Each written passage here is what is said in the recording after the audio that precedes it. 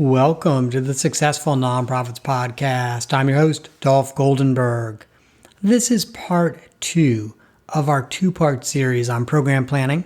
One of the things that I did not mention in part 1 is that I actually presented this while I was a faculty member at the Centerlink Boot Camp in Fort Lauderdale, Florida.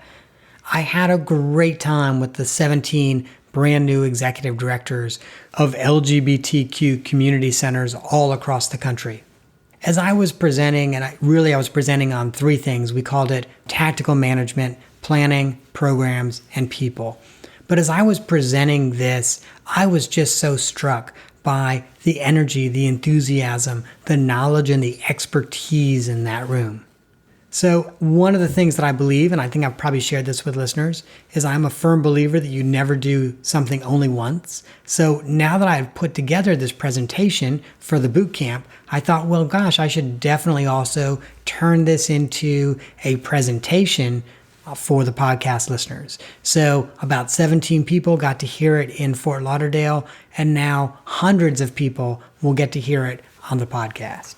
So in the first part of this series, we talked about the basics of program planning. So coming up with your statement of need, really going through and identifying why a specific program is needed, trying to identify the specific type of program that you're going to provide with as much laser focus as possible. And of course, we also talked about the key role of the program work group or program design committee, and that really how they have to be responsible for making sure the statement of need is accurate, for making sure that the focus of the program is a good one, and also for ensuring that you've got all of those logistics just wrapped up like a bow. So everything from staffing to location to regulations to partners and more. If you missed that first episode, please make sure you go back and listen to it, because while these could stand alone, I think you'll get a lot more out of this second episode if you also listen to the first. So as promised, today we are going to talk about how to set goals, how to track goals, how to get initial funding, find that sustaining funding, and of course I wanted to share a few out-of-the-box ideas. But let's start by talking about goals. One of the things that I find really confuses a lot of folks is the difference between goals that are outputs and goals that are outcomes. So let's spend a little bit of time really walking through that. Whenever I present to a group and I ask the difference between outputs and outcomes, there's always a lot of confusion. And so first, let's talk about outputs. Outputs is the actual service that you are delivering.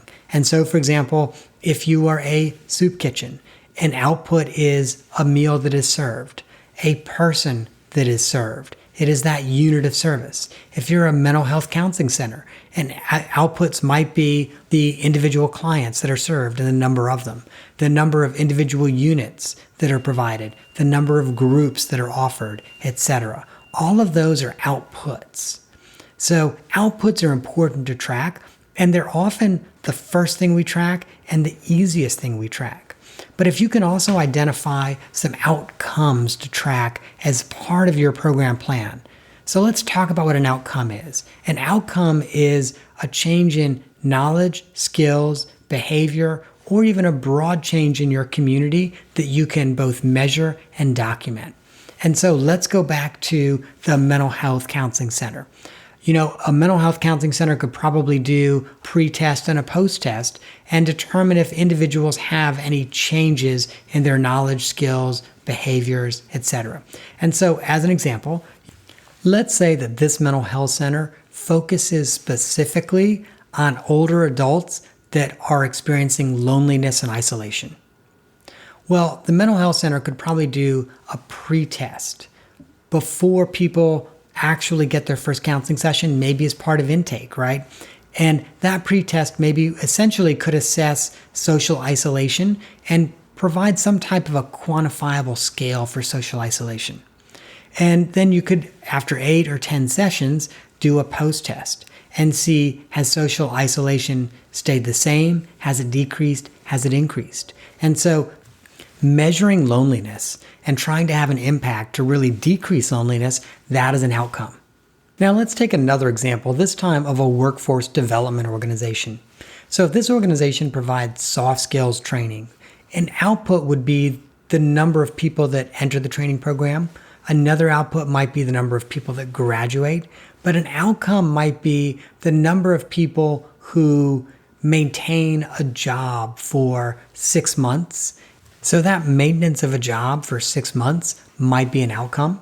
An additional outcome might be tracking income over time. So what were people's incomes when they entered the program, and what were people's incomes 6 months after they graduated from the program? Both of those are outcomes. So as you're working on your program design, try to think about what outputs you're going to be able to track and what outcomes you'll be able to measure. Doing that up front will be so much easier because in your very initial clients that you're serving, you're going to be capturing that data.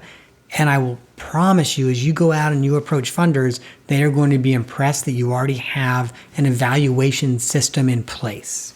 Now, in order to demonstrate to your funders that you have that evaluation system and that it's ready to go, you've also got to figure out not just what you're going to measure, but how you're going to measure it. And so, are you going to use a pre-post test? And if you're going to use a pre-post test, is it one you're going to create, or are you going to find a license test that you can purchase? And typically, when you purchase a license test, you'll actually pay per test administered.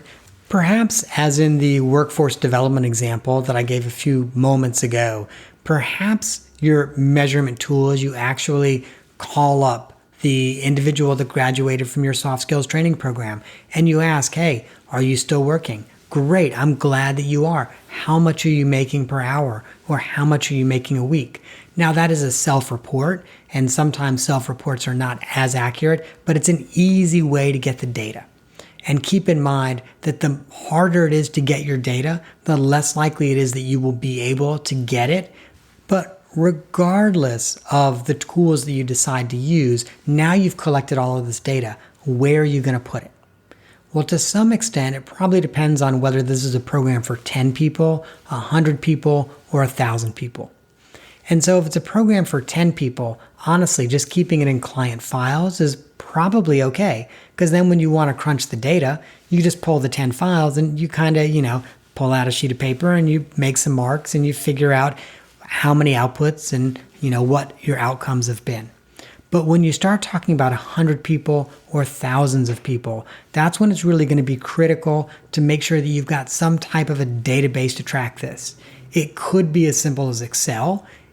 It might be more complicated, like a client CRM, or it could be something in between. Maybe that's SPSS or an Access database, or maybe you customize a Salesforce database. But it's really going to be important to make sure that if you're capturing data on a lot of people, you have a way to get it all into some type of an electronic format, and you have a way of getting it out so that you can share it with your funders, but also so that you as a program or an organization can look at your data and say, okay, are we meeting the goals that we said we were going to meet? Are we actually meeting that need that we had identified? And without this data, you will not be able to do that. So I also promised that today we would talk about how to find that initial funding as well as sustainable funding. While a lot of nonprofits and boards don't necessarily like to hear this, the best place to get the initial funding for a new program is one of a couple of sources. And again, I'm assuming this is a brand new program that's not just a branch off of an existing program that you're already offering. So the first source are those individuals who are already supporting you.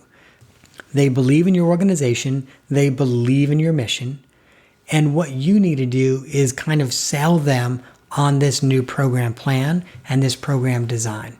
Now, if you've got a couple of these prospective major donors on your program design group as well, it becomes an even easier sell. The other source of initial funding are typically those foundations who have already supported you for other programs.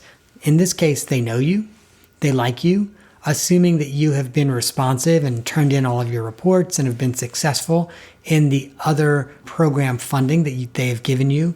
They are very likely to take a risk and say, okay, we are going to fund a third of this program or half of this program. We'd like to see the following reports over the next 6 months or 12 months. So your initial funding will almost always come essentially from those funders who already know about you. As you're completing those initial grant proposals to foundations who already know you and already like you, there's always this question: how are you going to have sustainable funding over the long term? And it's not surprising that foundations will ask you this question, because most foundations don't want to give to you every single year for the next 45 years. In fact, as you probably know, the vast majority of foundations might support you 1 out of every 2 or 3 years, or might support you for 2 or 3 consecutive years and then want you to take a couple years off. And so that question of sustainable funding is critically important. The first thing that I would suggest is that you probably ask those foundations for a multi-year grant, but that you show that their donation, i.e. their investment, decreases every year. So as an example, maybe the first year it's $50,000, the second year it's $30,000, and the third year it's $10,000. Now, most foundations are not actually going to give you a 3-year grant, but it sets it up so that you can go back next year and ask for that $30,000 and say, hey, look, we are right smack where we thought we would be in this program plan. We have already raised the other $20,000 through these more sustainable funding sources, and now what we need is $30,000. And again, then in year 3, you can go back and ask for the 10. So it really sets you up for success, even if the foundation normally does not entertain multi-year grants. But let's talk about that sustainable funding. Where is that going to come from? Well, typically a few sources. The first, of course, are government grants. And so government grants are a lot more reliable in terms of receiving them every year, year in and year out. Once you get into a specific government grant stream, if you will, it is not at all unusual for that same government funding source to fund you for a decade or 2 decades consecutively. So something else to think about, though, in terms of sustainable funding are some ways that you can earn income. Can you charge participants anything? Now, of course, if you're talking about a homeless program, you probably can't. But if it's a theater, you probably can. If it's a mental health counseling organization, you probably can do some type of a sliding scale depending on what your funders' requirements are around charging your clients. But so definitely think about ways that you might be able to earn income by actually getting clients to pay for a portion of the service. And then the last bucket for earned income is, of course, contracts for services. If you recall, when we were talking about program design, I mentioned partners. And it's really important to have a written agreement with your partners. Well, once your program is up and running, if you're providing a real value to partners, maybe you can ask them to also pay for a portion of the cost of running that program. And you could do that in a number of different ways. It could be, they pay you for each person they refer and that are accepted into your program. It could be that if you're providing a specific service on site for them, they're paying you a set amount each month to provide that service on site. There are a number of different ways that you can structure that. But so as I'm thinking about ongoing funding, those are the 2 primary sources that I'm thinking about. Now, there's one more source of sustainable ongoing funding, but it's a long-term game and not a short-term game. And when I say long-term game, I mean this takes decades and not years. And that, of course, is planned giving. There is nothing like having the individual who likes your program so much, they are willing to leave enough in their estate plan to really endow the program to pay a specific percentage of the operating for that program. So don't forget about planned giving, but please do keep in mind that that's a long game. And what you're going to first start with is your initial funding. And once you get that funding, you're going to start to then work on finding those sustainable funding sources and starting to approach them. And from there, maybe you move into planned giving, although a lot of organizations never get to that point. At this point, we have talked in the episode about how to determine your goals and how to track them. We've talked about how to find that initial funding as well as the sustainable funding. One more thing on that. Again, once you can answer all of the questions, and at this point, The entire 2 pages of questions have been posted on the show notes for both episode 1 and episode 2.